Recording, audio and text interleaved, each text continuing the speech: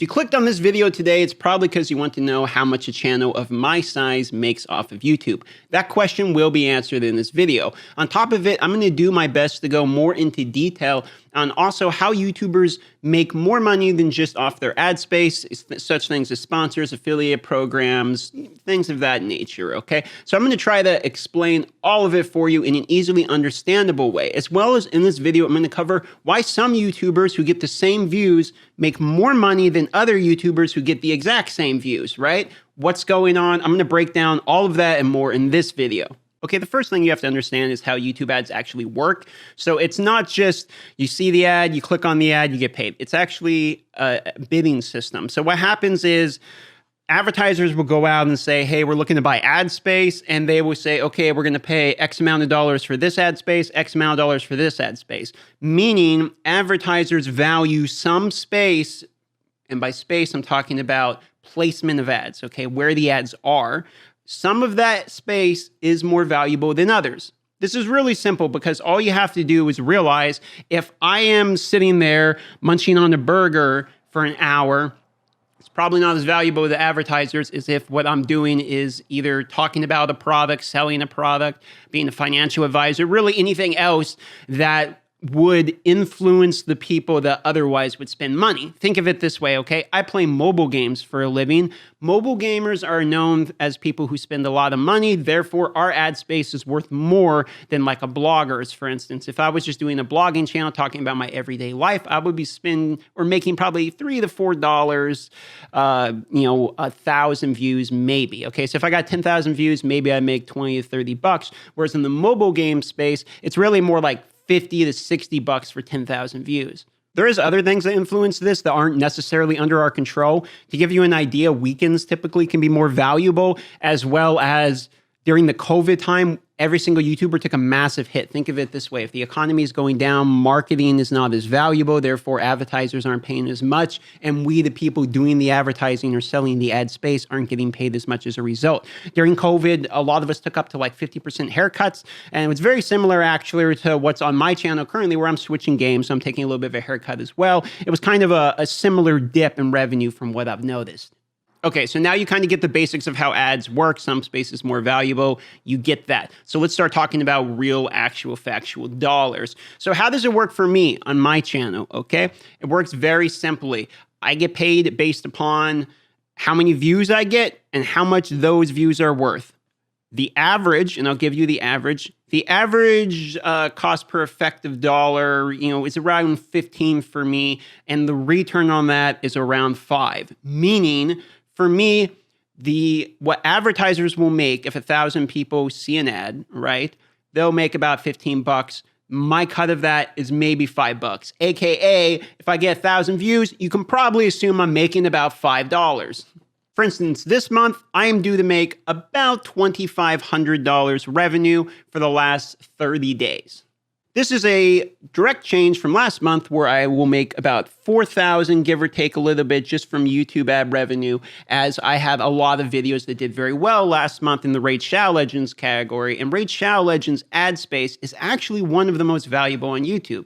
When comparing the Raid Shadow Legends ad space with other games in the market, Marvel Strike Force, Exo's Heroes, games I've been testing, I've noticed the Raid Shadow Legends revenue is worth about 30% more. Meaning if I get $15 average CPM and $5 on my end, I could have expected a $20 CPM, meaning about $6.50 on my end. You understand? So there is an increase in money even between games. Some games are worth more valuable. And once again, that comes down to your personal data. Now, what do we mean your personal data? This part's actually kind of interesting. The reason ad space is more valuable is because when you watch a video, you are giving access to your information to a certain percentage. I know if you clicked on this video, not your particular name, where you're from and all that, but I do know the country you're from at least. I know if you're a male or a female. I know your age, and a few other things like how long you averagely are going to watch my videos. So what happens is advertisers take this data and kind of put a value on per person. Really, Google is the biggest I suppose, enemy of this, if you want to think of it this way in terms of trying to keep your information to yourselves, because Google Analytic data is where we get the values off of this. This is where advertisers see the data in order to make a bid on how much the YouTube ad space is going to be worth. Most of these bids are done automatically through formulas, but it is sort of a bidding system, meaning if you're on Google typing in and searching for things, the things you search are going to determine how much money you're worth to advertisers. If you're searching for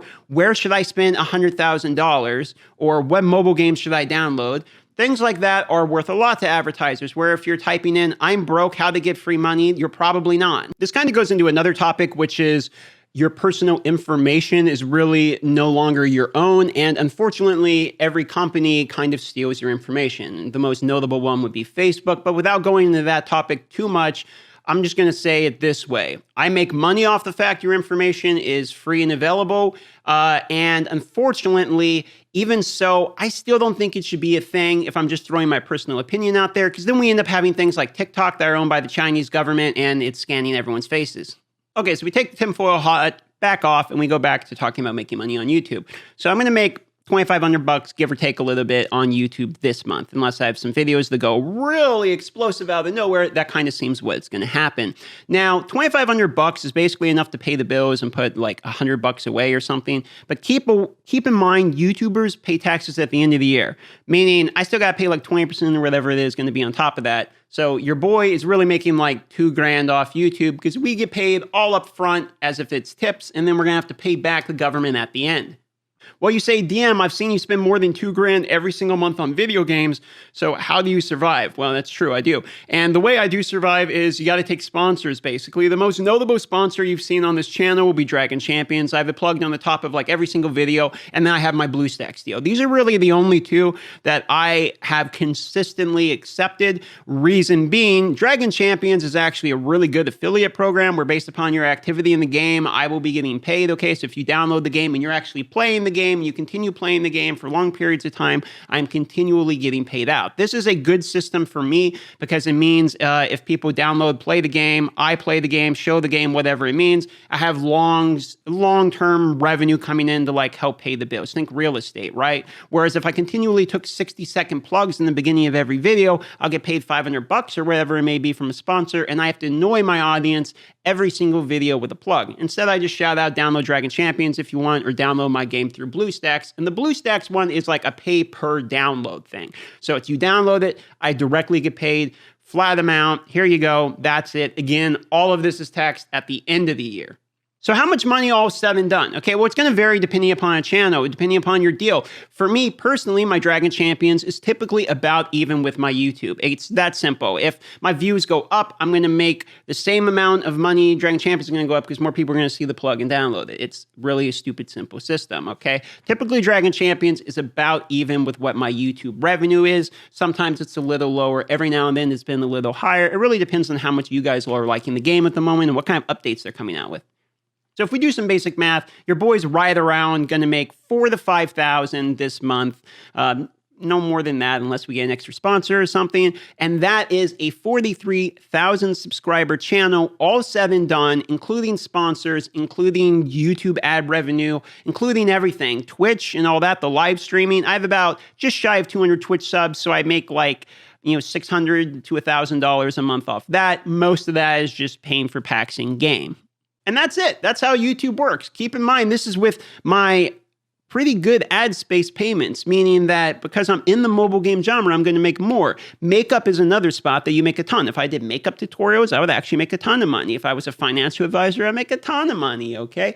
But it's pretty much that simple. There's not really too much complicated stuff about it. And I hope this answered all of your questions. If you're doing something that's worth a lot to advertisers, you'll get paid more per view. If you're doing something that is not very valuable to advertisers, you're going to get paid less.